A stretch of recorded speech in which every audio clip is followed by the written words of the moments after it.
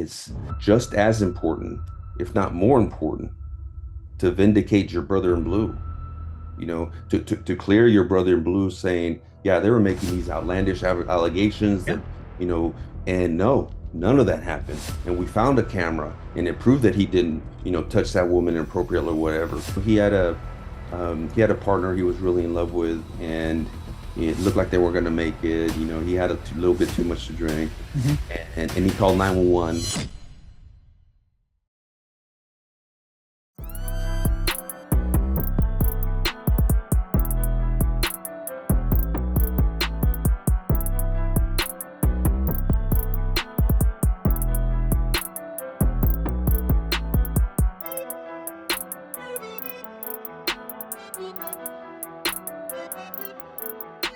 Welcome back to the IA Guy, a police podcast here with your host, Marlon Marrache.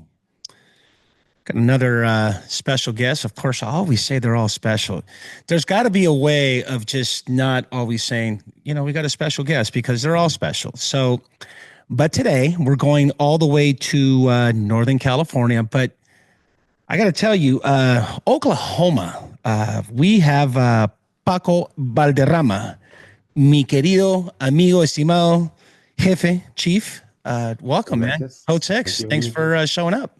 Oh, thank you very much for the invitation. I've listened to quite a few podcasts, and it's a privilege for me to come on here and just kind of give my perspective on my experiences and share with your audience. Thank you. Yeah, no, you know what? Well, first things first, I got to kind of tease you a little bit. Oklahoma, let me ask you this. Are you originally from Oklahoma?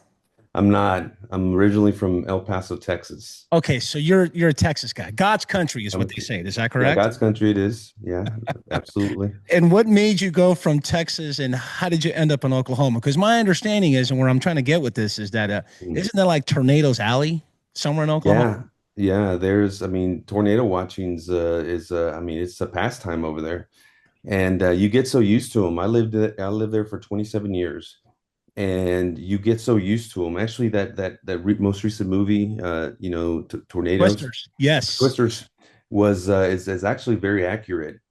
You go outside and the humidity is very, very high, Uh-huh. and the clouds will have a greenish tint to them. And that's when you always know that there's going to be tornadoes, because there's this greenish tint to it. And I mean, people sit at their lawn chairs and watch them, and it's pretty I crazy. always wonder, why is this such a phenomenon to be chasing tornadoes? I just don't get that. I think it's just the curiosity of so much power, something that's so powerful right there in front of you. And people just want to get close to that power to see how close they can get, and some people say that a tornado is like the finger of God. So maybe they want to Yeah. get close to God, and they sometimes they do, sometimes they do. Well, thanks for sharing that. And I never knew that. The movie is great. Oklahoma sounds cold. And somehow, some way, you made it to Northern California. We're going to go a little bit with your career, but Mhm. uh, we were talking earlier before we started. Well, before we were recording, we were having this conversation, and I was telling you that this Internal Affairs, a police podcast, Mhm. graduated to the IA guy. I got it branded uh, for several reasons. One, because I just didn't want to make it just about an IA story, which, Mhm. by the way, you and I can agree. No one really likes to tell stories about discipline, especially when Yeah. it happens within. I think in our culture, you could agree with me, and you've been around where it's hush hush, it's very taboo. And for whatever reason, we just don't like to share. What's your thoughts about that? Yeah, you're exactly right. It's never been pleasant, never been part of an IA or had to rule on an IA where it was a pleasant situation. And when I was chief 3.5 years there in Fresno, I actually had 6 situations that were recommendations for termination Hmm. that I was able to flip them. I was able to flip them and save the officer's job. And some of them worked out well, and some of them didn't work out well. When one individual had an incident where they were recommended termination over alcohol, and he came to me at the Skelly hearing, and chief, I need one another chance, and this is what I'm doing. I'm getting better. I went to this treatment and this and that. the guy really seemed like he was trying to better himself, man. I mean, I felt for him. So I turned it, I flipped it. I said, no, let's give him this instead. He's better himself. And I caught some static from the city manager over it. Hmm. And man, a few months later, he gets a DUI, and then that's it, third strike, and he's out the door. But they're never pleasant. And I don't know if you've had a police chief on here before, but I can tell you that for me personally, I don't know how they feel. It's agonizing, especially with one that is it needs to be a termination. All the evidence is there, multiple offenses. I don't sleep the night before. I mean, I don't sleep a wink the night before Yeah. because I'm thinking of that person. I'm thinking of their family. I'm thinking of their tenure on the police department. I'm thinking of how it's going to affect them and how it's going to, they still got to take care of a family and that sort of thing. I think of all those things, man. And it is the worst. It was the worst part of my job. Let's just put it this way: disciplinary matters. Man, the big gang operations that we had to do, those, all that stuff was easy. We know how to handle crime, but it's the personnel matters that were without a doubt the most difficult. Yeah. Interesting. You say I haven't had a chief. I've had a chief on as a guest. I mean, I've had 120 plus guests, and all the stories range from being an investigator of internal affairs Mhm. to adjudicating IAs. And you know what? I actually spoke to a gentleman who was an LAPD, and I'm hoping to have him on because to your point, you just brought up a very very good situation about alcohol. This particular gentleman was busted for an alcohol. I want to say it was a DUI. I don't know the whole story, but I know it was alcohol related. And back when I worked internal affairs in LAPD, we used to have these alcohol contracts. Now, these contracts carried some really unreasonable and unfair conditions. Some will say that is the case, and some will say, the powers to be and the command staff who drafted up the contract with the conditions will feel otherwise, right?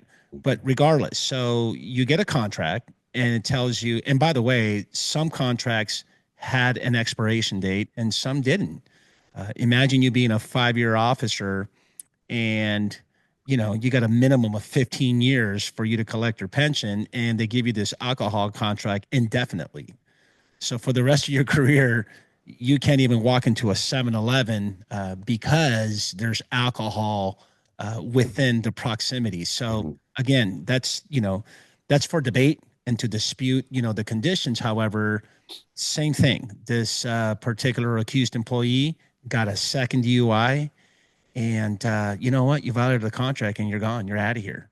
Now you can be very angry, frustrated, upset about how the department treated you or how the department actually, you know, uh, went after you because they gave you this condition. But you know what? What I'd really like to know after all these years is that I understand it was completely unfair or unreasonable, but did it make you a better person? In other words, what are you doing for your life now? Are you still an alcoholic or did you relapse? Or are you doing much better?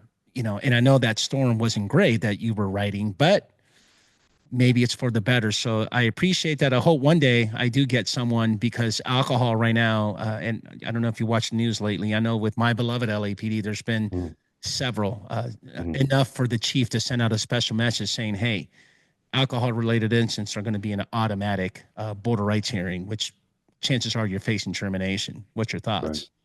Well, my thoughts is that we have to do something. And I recall one particular year we had several incidents, kind of same scenario. And I certainly I wanted to mimic something that Dallas PD was doing. Uh-huh. Dallas PD was doing a program. Eddie Garcia over there and I were pretty good friends. And I called him and I said, "Hey, what are you doing with this program?" Well, he had several officers back to back get DUIs. So he made it a point that if you were to come to your supervisor and say, "Hey, Sarge, I got a problem. I got a problem and I need help in this area," that there was going to be nothing punitive about it. Mm-hmm. The union would actually help you check into a rehab, Right. and we would let you have the time off. You could bring your vacation or sick or whatever combination, and you came back and like no questions asked.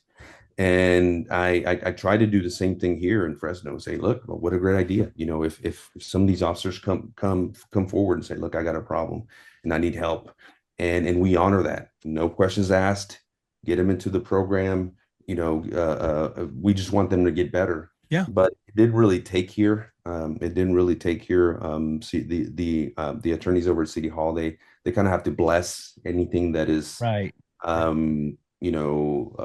discipline and related to discipline, and they just didn't like the fact that the police department was doing a certain thing and that the rest of the city couldn't do it. Because I mean, if a bus driver comes in drunk, I mean, it's like do not pass go, do not collect $200. It's they get fired.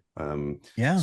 I could make it fly here, but to my point, it is incumbent of leadership when you see a symptom of a broken culture to address it somehow, some way, somehow. And as you know, alcohol is huge, huge, Yes. a huge problem in law enforcement. Yeah. Yeah, and it has been for many years. Yes. Chief, let me ask you this. Give me your first impression of internal affairs. You came on in January of 1999. So let me kind of paint this picture for you. So here you are in the academy, and then you end up in your probationary period with your field training officers. When was your first impression of internal affairs? So they came out to our academy to talk to us. Okay. And I mean, at that point, man, I'm 21. Like I don't know my pepper spray from my magazine pouch. I'm still trying to figure that out. And they come in and they just talk to us and say, hey, we're here to protect you guys, and make sure that you report this, you report that. If you don't, you get in trouble, and we're on your side, and this and that. And I was like, okay, cool, yeah, we got people on our side. That's great. And then one of the senior sergeants, came in afterwards, and he goes, don't listen to a word that they just said. Watch out. That's Watch that's out for them. Yeah. yeah, that's the Rat Pack. Yeah. That's the Rat That's Pack. the Rat So Pack. then, I mean, just the stress and anxiety, just goes up. It's like, oh, crap, man, these guys came in. I thought they were our friends. This guy's telling me that we need to watch out for them. So what do we do? What do we do? So it was just one more problem, one more issue to worry about. All I knew is that I wanted to follow the rules and do things right, and not get in trouble. But then first day of FTO, I think every rookie across America gets this talk, right? It's like, hey, you learned what you learned in the academy. That's great. Now I'm going to show you how you really do it. Let me show you a real police work. Yeah, exactly. I'm going to show you some real police work, and there you go. And it was usually just little small stuff, nothing big. During that probationary period, you're actually absolved of anything that might occur or whatever. Mhm. If you're a Mhm. trainee. But yeah, my impression was it was just kind of mixed signals, and never spent a day in. So 22 years with Oklahoma City, never went down to the IA office except for once as a witness. As a Okay. witness. So man, I did my very best to just do things right, keep my nose clean, not hang out with any knuckleheads. Right. You mentioned mixed signals. Let me ask you, who do we hold accountable for sending out those mixed signals? Look, you're probably one of, I want to say maybe two or three guests that I've had thus far that have actually said that, hey, they actually came into the academy to Mhm. talk to us. I can remember, and I to this very day, I went in the academy of July 1998, and I can't recall them coming in telling us, hey, we're IA, here are functions, duties, and responsibilities, whatever the case may be. I don't. I just know that when I was on probation, same thing. The Rat Pack, the Rat Squad, they're the dark side. Right. Stay away Yeah. from them. And I'm asking all these questions because there is this negative stigma that has been attached to this function Mhm. for decades, even Mhm. before we came on, right? Mhm. And Oh, yeah. and what I'm trying to do with this podcast is trying to see how can we detach ourselves or demystify would be Mhm. a better way to describe the functions of internal affairs. But it certainly doesn't help when your FTOs are telling you those guys are evil, dude. Stay away from them. Right. You lie, you die. Right. Right. It is such a complex conundrum. I mean, it really is. And me being, I've worked at three different organizations, the Okay. Oklahoma County Sheriff's Office as a detention officer, the Oklahoma City Police Department, large department, about 1,500 officers, was there 22 years, and then Fresno PD, about 900 officers. So they're all large departments. Every um department, sheriff's office that I've ever dealt with, it's like its own ecosystem. Mm-hmm. It's its own society. It's got its own culture. We call one thing this and we call one thing that, and I mean, I had to forget all my 10 codes from Oklahoma and learn Yeah. all the codes from here. So I mean, there's differences about it. But when it comes to internal affairs, I mean, we're grown men. They trust us with a gun and a badge and a car. Mm-hmm. It almost feels insulting that there has to be somebody that has oversight over us. But the concept of IA is a great concept. Mm-hmm. Okay, wouldn't you want a group of very skilled investigators who are there to find out the truth?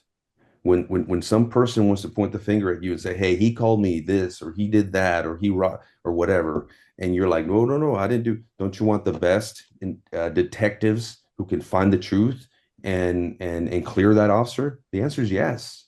The answer is yes. But through the years and going back to that culture, every single department has a different culture. Every single department has that guy. Oh, dude, that one guy, that one Yes. guy. And Yep. and and there's about 35 different that guy. Your SWAT guy. Oh yeah, that guy, the meathead guy that he lives and breathes SWAT, and all he does is eat protein shakes and work out and shoot a gun. And then you Yeah. got everyone's got that guy. Everyone's got that guy. Yeah. So looking at IA, everyone's got that guy that would just be a little overzealous Mm-hmm. on some of these allegations and would take them another way that didn't need to go there. And I remember you know coming over to Fresno and my deputy chiefs coming and giving me updates on IA stuff. Mm-hmm. So once a month I would, because there was too much stuff going on. So once a month I'd make them come in and they'd give me a short briefing on each one of the cases. And then I'd be like, oh, I remember that one. Yeah, yeah, I'm clear on that one. What is this one? I hadn't heard about this one, right? And some of those cases that they brought, I would think to myself, why is that an IA? Yeah. Why is that an IA? Hey, can't you just bring that guy into the office and ream his ass and tell him, man, you better not do. If I catch you again, man, we're throwing the book at you. That's got way more in effect than having to go through this whole process. Right, right.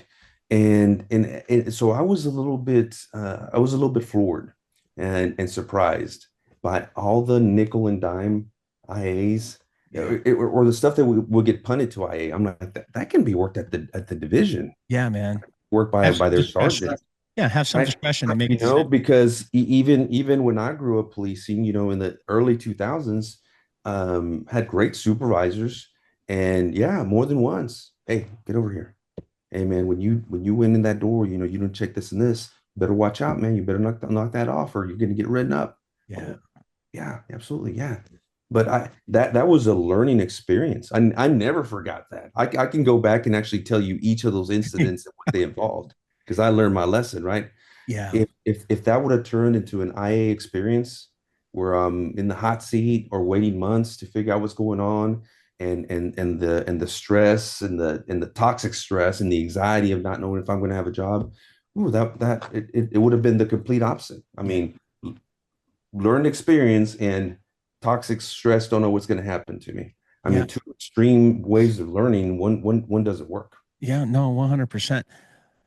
Let me ask you this. If you're in a room full of sergeants today, right now, at the podium, and there's a whole bunch of sergeants in this room, and they're getting ready to begin their tour of internal affairs as an investigator, what's Mm. the one thing you want them to know about that job?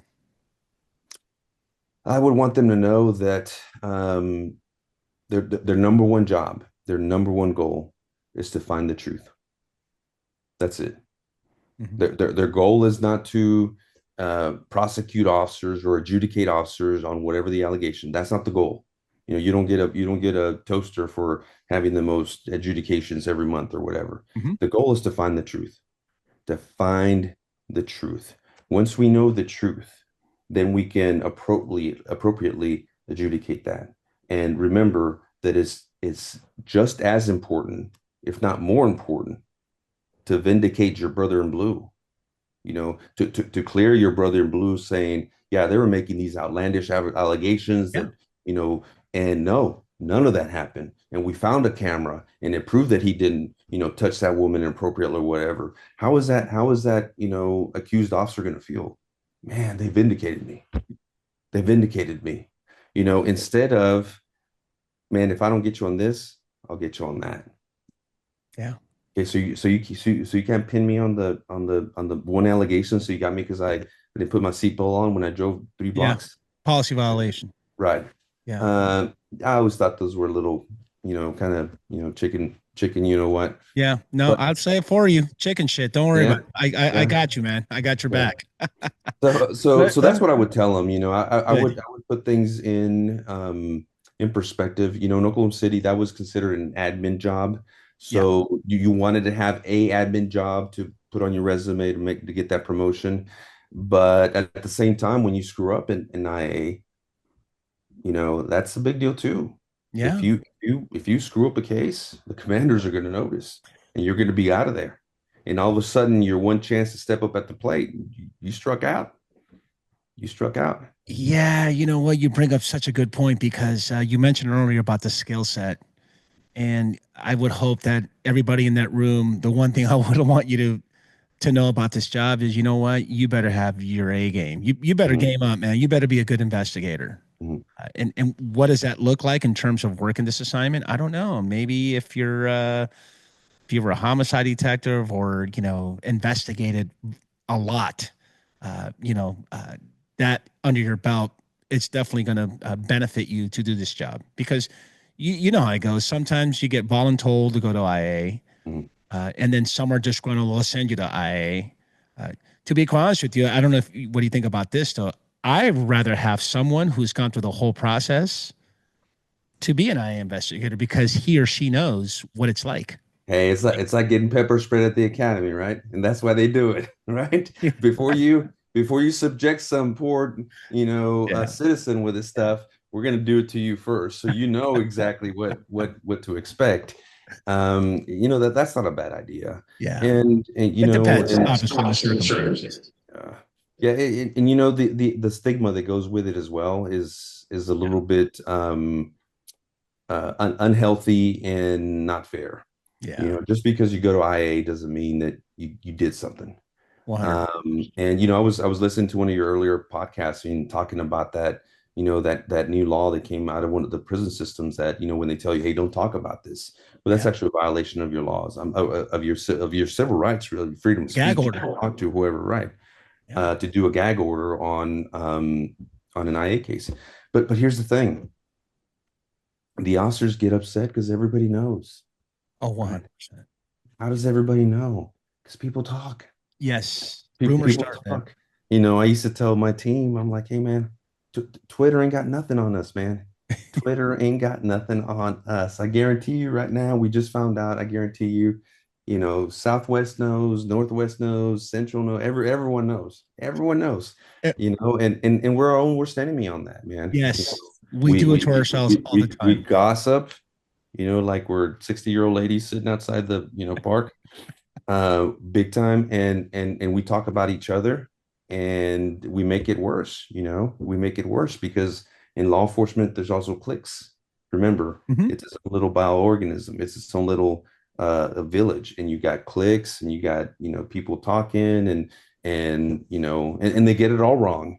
They get it all completely wrong, but that's just the way it is. So it's a little ironic. Yeah. Let me ask you one more question before I ask you. I'm really interested about the adjudication Mm. hat that you wore. But before I ask you that, do you think the job of an internal affairs investigator is to protect cops? What do you think? I don't think you can say that in today's world. I think it is. I mean, protect them to a certain point. If they Right. did nothing wrong, you protect them. Correct. Protect them. Now, if they're a serial rapist, which Yeah. is bad, no, no. If you're stealing money, no, no. There's a lot of cardinal sins in law enforcement, especially in California. Because we have the decertification, Yes. SB2. SB2, Hmm. and so those are the cardinal sins. So I mean, cops are going to be cops, and everything doesn't need to be an IA investigation, but certainly the big things are important. I remember there was a time, before the Crown Vic with a plastic bumpers. Hmm. They had the Fords and the Chevys, and they had the push bars, Yes. and cops would do that all the time, man. We'd be sitting there at the McDonald's drive-through, and all of a sudden, you know, and it's so one of our district partners, like, what are you doing? They're ramming us, but you got the bars, and you can't really tell. I mean, technically, is that a That's conduct an unbecoming. accident? Come Yeah, on. that's Of kind course. of for sure it is. For sure it is. But it didn't cause any damage. That was just guys being guys, right? Yes. But I mean, this was also 25 years ago. Of course. Yeah. It's You different. do that now with these cars. They got sensors. They're gonna crack. It's Oh, gonna, yeah. yeah. You get fired for that now. Oh yeah, no, God forbid the city council and the mayors. Oh my God, that's so preposterous. How can you do something like that? And yeah, you're looking at termination totally. Yeah. I Oh asked that man. question because when I do, I teach this stuff for Savage Training Group, and we ask, and sometimes people say yes, and the counter to that is, well, if you're saying yes to protect talks, congratulations. Here's your next case of a child rapist or Mhm. this person who's been followed by committing robberies. So That's you a got to great be way of putting it. That's a right. great way of So putting it. that's why you got to be careful with saying yes. But what I will say, yes, but it's to protect the system. It's to protect the process. Because guess what, man? There's a lot of cops out there, and you can agree with this. They don't know pole bar. They Mhm. have absolutely no clue because no one went to the academy to tell them about pole bar. Mhm. The union president or the union members, they don't really spend much time to go lecture or to let everybody know about, hey, let me tell you about 3304. It's a statute of limitations. You know what? Or let me tell you about 3303 A through J, which is Mhm. everything that involves you being compelled an internal affairs investigation. So, yeah, man, it's we do it to ourselves, and I think that as I keep having these conversations with my guest, it's ultimately up to us to be held accountable for. Mhm. I wouldn't say misinformation. I would just say the fact that we just don't pay too much attention to this particular function of law enforcement. And I think it's super important. Mhm. Chief, let me ask you this because you brought up a good point. I know you said you dealt with 6 termination cases. In Oklahoma City Police Department, you made it all the way up to lieutenant. Is that correct? No, I made it all the way up to deputy chief. You made it all the way up to deputy chief. My apologies. I already demoted you. Look at that. It's okay. Uh, and at some point, you went from being a sergeant to lieutenant and you moved up the ranks. When you dealt with IAs over in Oklahoma City Police Department, talk to me about the adjudication uh, hat that you had to put on. My understanding is you probably didn't work internal affairs as a sergeant. Right. No, I've never worked in internal affairs. Yeah. Right. So you're pretty much the decision maker. Mhm. And what was that like? Kind of walk us through the thoughts and the processes by which you used to adjudicate a complaint. What did you take in consideration? Right. So, honestly, it's the same concept that I've carried my entire career, and I took it to Fresno, and that's there's a big difference between an honest mistake Hmm. and a willful deviation of policy or the law. Okay. And I mean, that's you can tell that. Making a quick U-turn because you think you just saw a stolen vehicle and you bend up a rim. You didn't mean to do that. Right. You didn't mean to bend that rim on that brand new car and flatten the car and cause $500 in damage. It happened because you were Yes. careless, but that wasn't your intent. That was an honest mistake. And you Correct. were trying to turn around to do your job, to go jump on that stolen vehicle.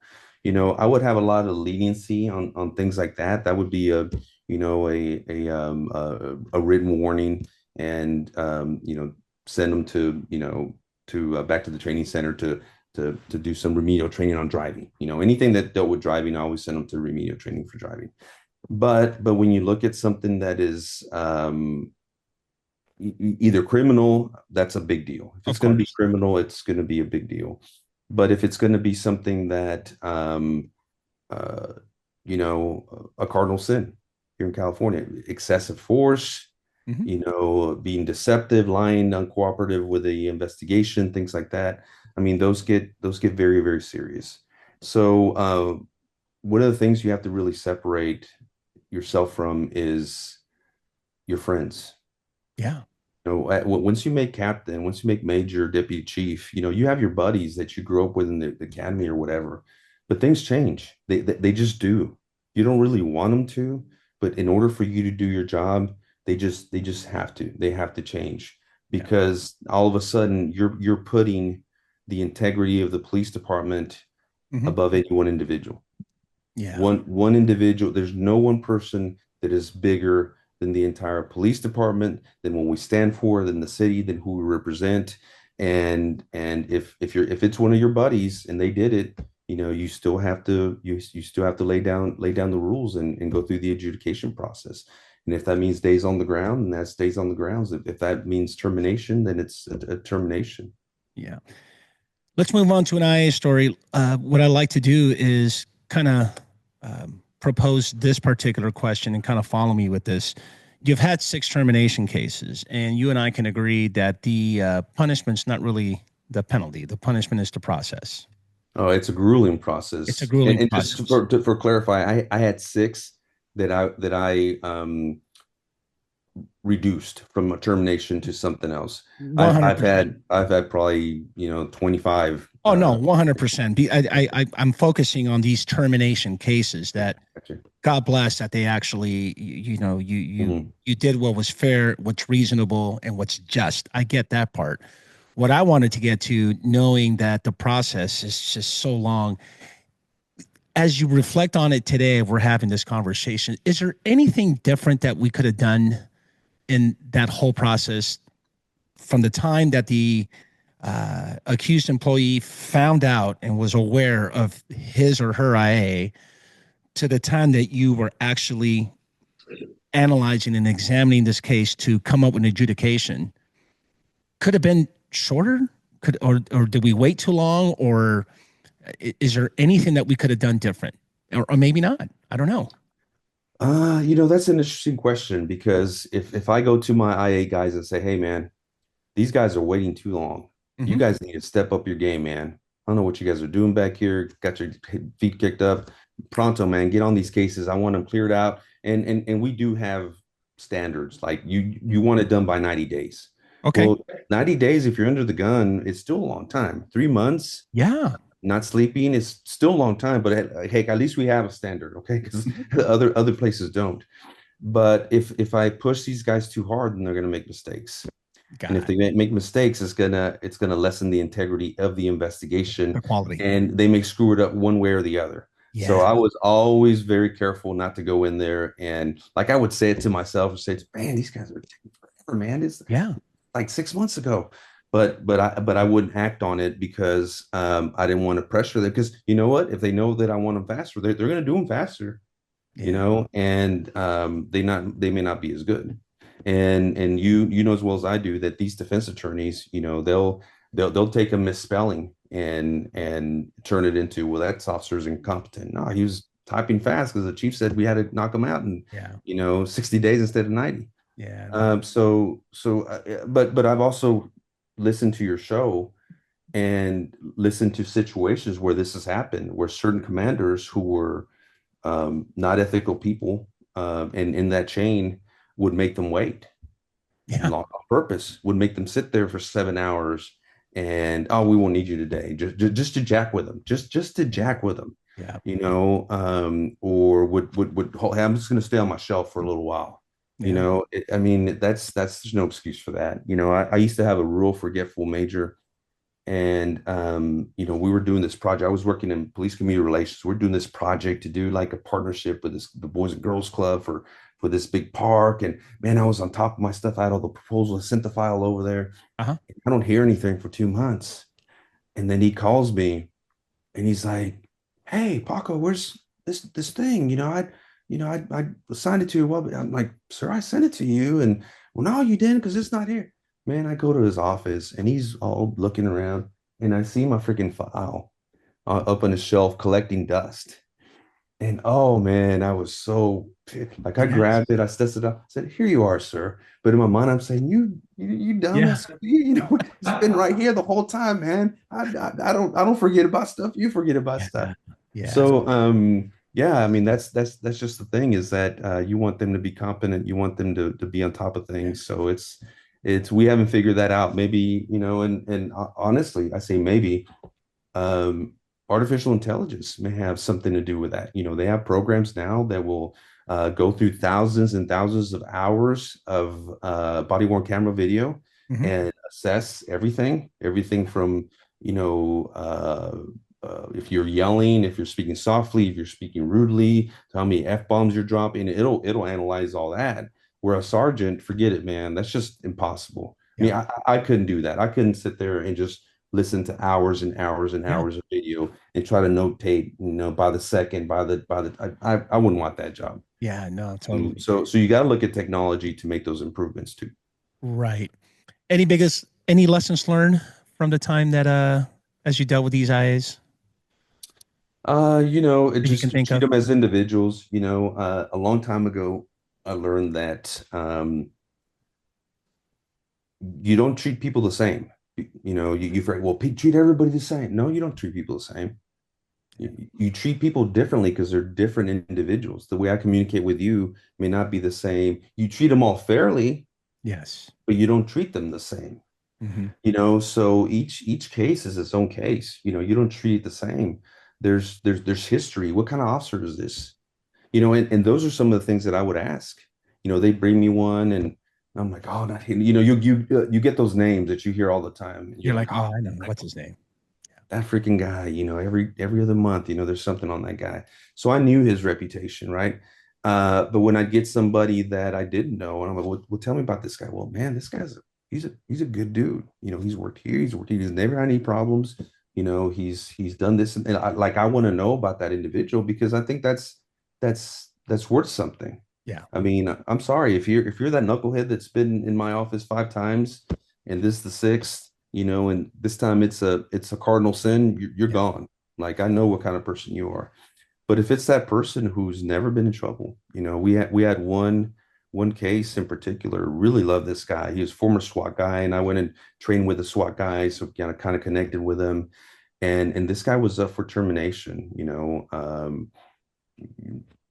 Not to divulge anything, but Uh-huh. basically he had a partner he was really in love with, and it looked like they were going to make it. He had little bit too much to drink, Hmm. and he called 911 on made a fake call so she would get harassed. Not good, not good, Hmm. but still, took that case, and my city manager knew about it. And I had to call her and say, "Look, I don't think I'm going to terminate this guy." Oh, and my DCs, they were all for it. They're like, "Well, he created a call. What it was cost. It cost the city some money. An officer could have gotten into a wreck on their way there. They could have gotten hurt. All these things could have happened." I'm like, "Yeah, all these things could have happened, and they didn't." Yeah.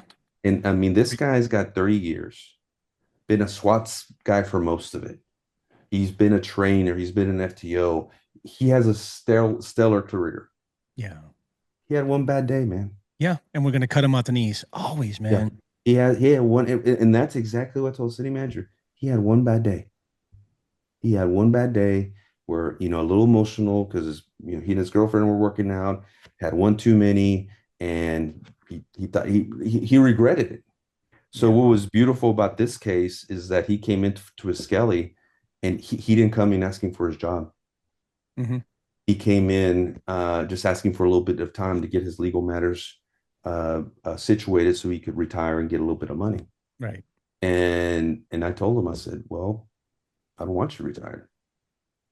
I think I want you to stay here many more years as long as you want. And I'm not going to recommend you for termination. And dude, this guy, I mean, he got Emotion. teary eyed. I Yeah, got teary yeah, eyed. yeah, of But the thing course. is, yeah, at the end of the day is, I felt that was the right thing to do. Yes.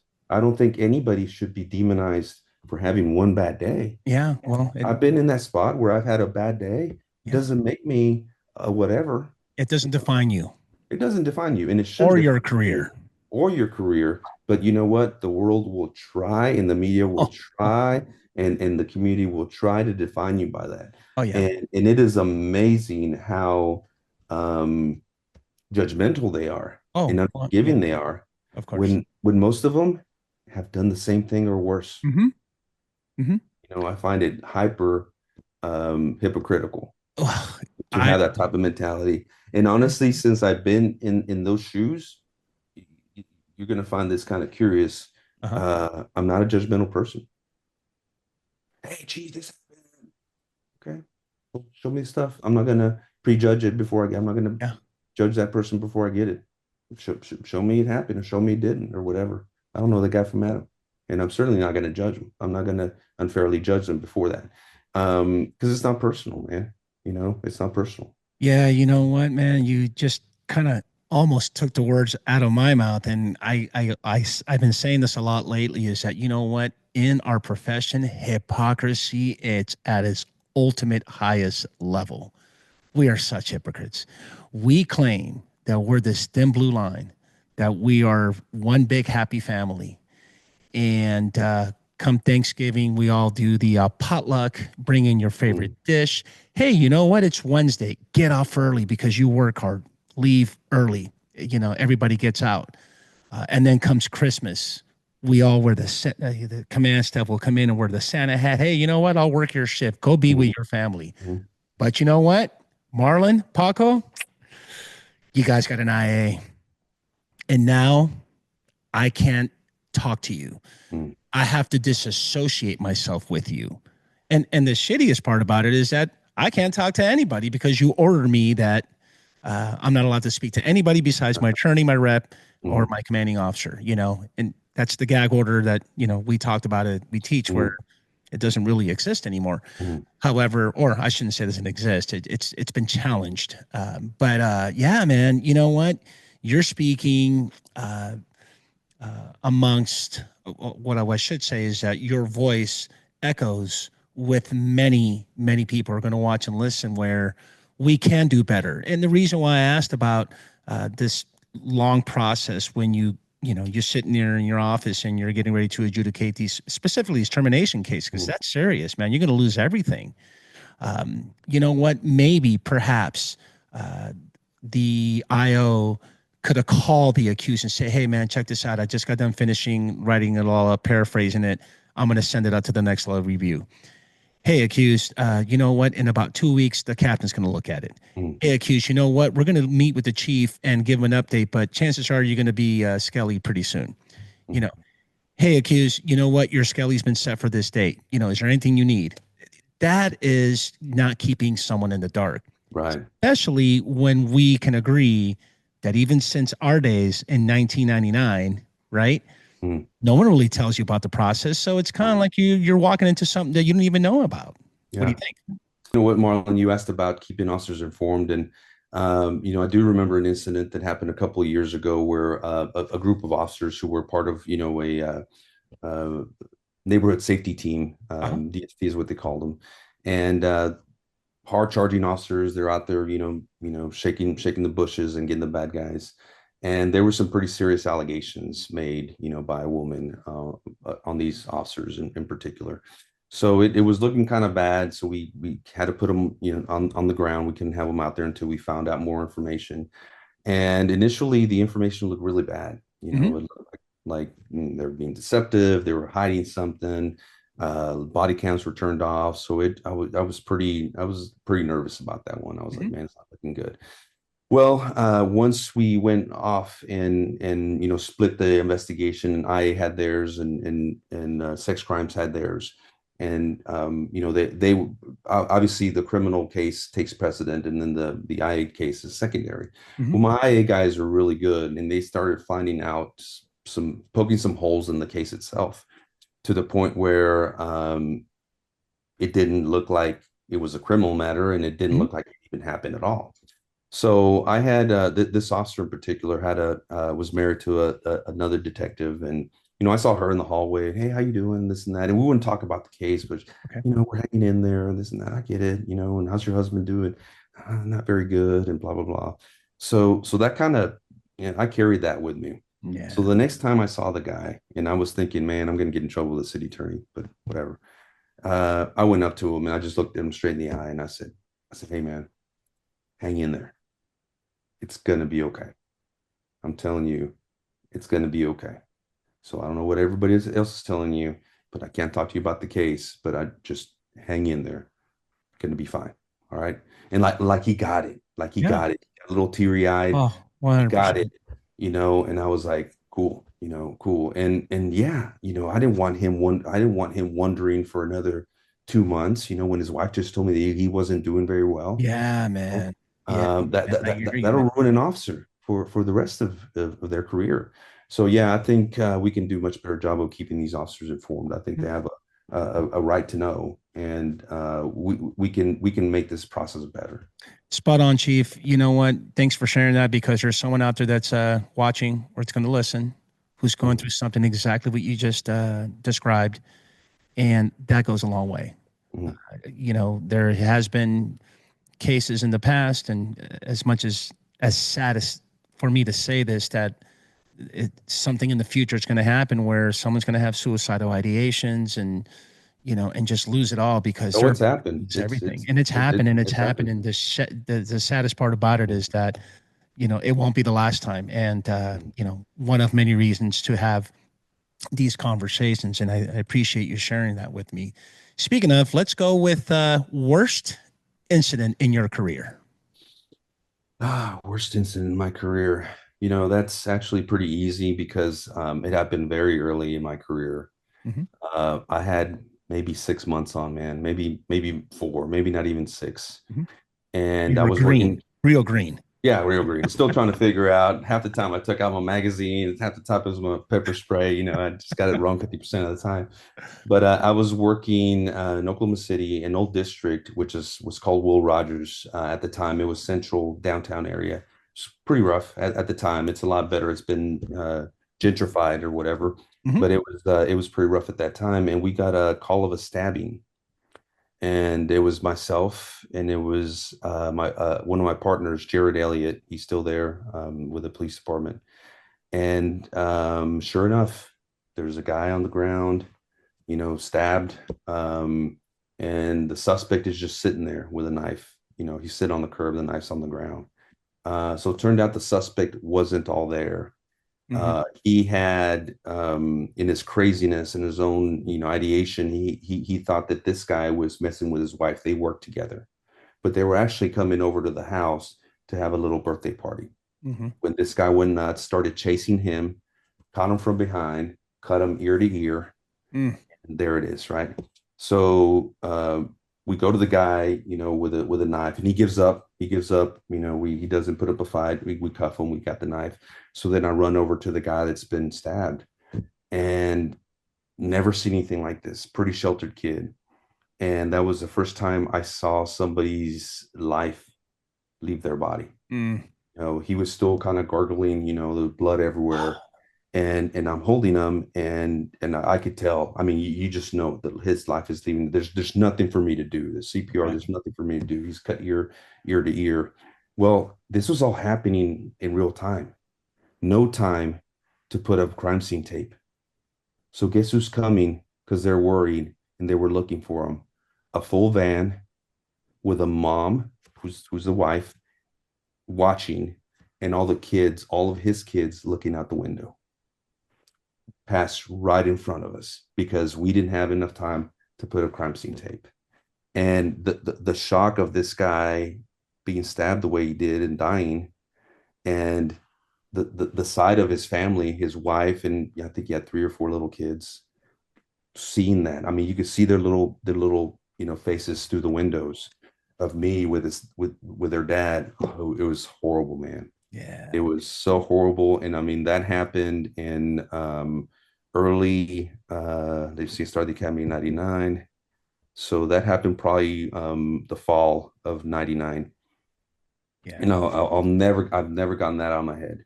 And I've been through lots of Yes. killing shootings. I mean, dozens and dozens. And that's the one that just always kind of haunts me, Yeah. You know what? and I blame, cops, we blame ourselves. I'm like, man, why Yeah. couldn't I have more of a command bearing and Yeah. well, heck, because it's all happening in real time. Yeah. So yeah, that's the worst thing I've ever seen. Yeah. Thank you for sharing, man. The demons that we deal with, the things that we see, the things that we hear, no one really understands, which is one of the reasons why I've been asking since day one. Hmm. Is to let the audience know that, you know what, this is this is police work, man. This is what you're Hmm. signing up for. So Hmm. don't think that you are not going to be affected by it. So I really appreciate you sharing that. Well, let's leave on a good note. So tell me, man, what's going on? What are we doing? What do you got Well, going on, man? now that I'm retired, I'm a businessman all of a sudden. I went to sleep, woke up, and I'm a businessman. Honestly, this is two different topics, and one that's a very positive one. One of the biggest struggles in law enforcement is transitioning to the other world, Yeah. to the outside world, because we become so jaded. And for those that don't know, cops grow up with cops, Hmm. and we get cynical and we don't trust anybody because it could hurt us, or we don't like them, or we don't like their political views. So we hang out with cops. So we go to work with cops, we hang out with cops. Yeah. It's cop mentality, it's like being in a cult, right? And then transitioning out of that is very, very difficult. So very early in my career, I saw, the old timers who would go to we used to have a bar at the Union Hall Hmm. in Oklahoma City, and that they'd hang out there, and same here in Fresno, they'd hang out. That's where they hung out. And I realized that they were hanging out there because they had no friends outside of law enforcement. Mm. And the police department was their identity, Yeah. was their identity. And they didn't know what to do without identity. Everybody needs a purpose. Everybody needs to be somebody, Hmm. whatever that is, and have a purpose. So I saw that very early in my life. And I've always had friends outside of law enforcement, good friends, people that I consider family outside of law enforcement. And I always knew that, look, I'm much more than just a cop. I am much more than just a chief. Okay. I'm not limited to that. I've got, all the hardware, and degrees and this and that, but I'm more than that. Whatever I do, whatever I decide to do after law enforcement, I'm going to be successful because I'm going to use the same principles that I used to make me successful in law enforcement. So I'm having a ton of fun, man, because I'm learning about business. I'm learning about, how things work. I got a lot of little irons in the fire, everything from high-tech security cameras, even gun detection inside the home, Okay.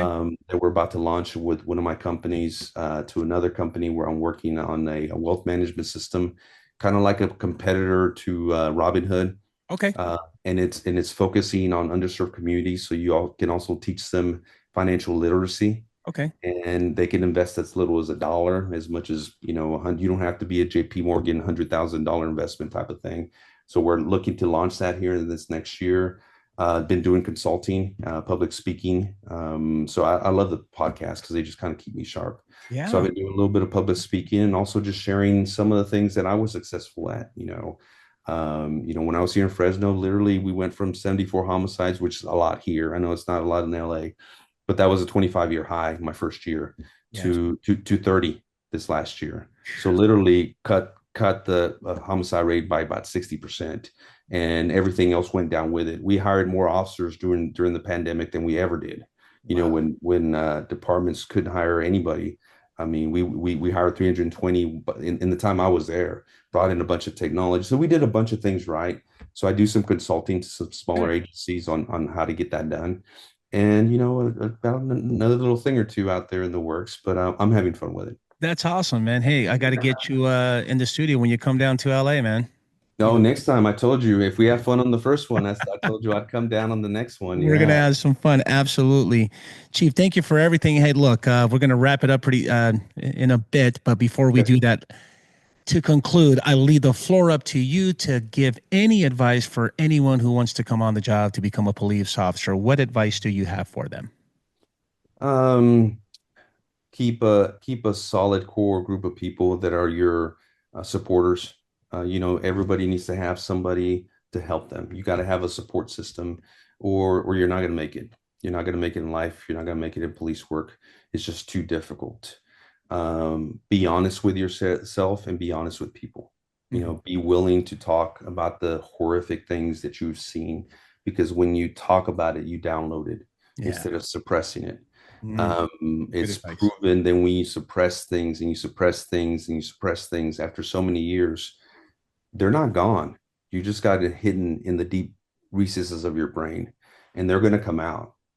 And they come out looking like violence, anger, bad behavior, alcoholism, divorce. That's how they come out. They come in as bad experiences. They come out as those things. So from a early start, get used to talking about things. Going to a therapist, nothing wrong with it. Yeah. Nothing wrong with it. I go to the gym every day.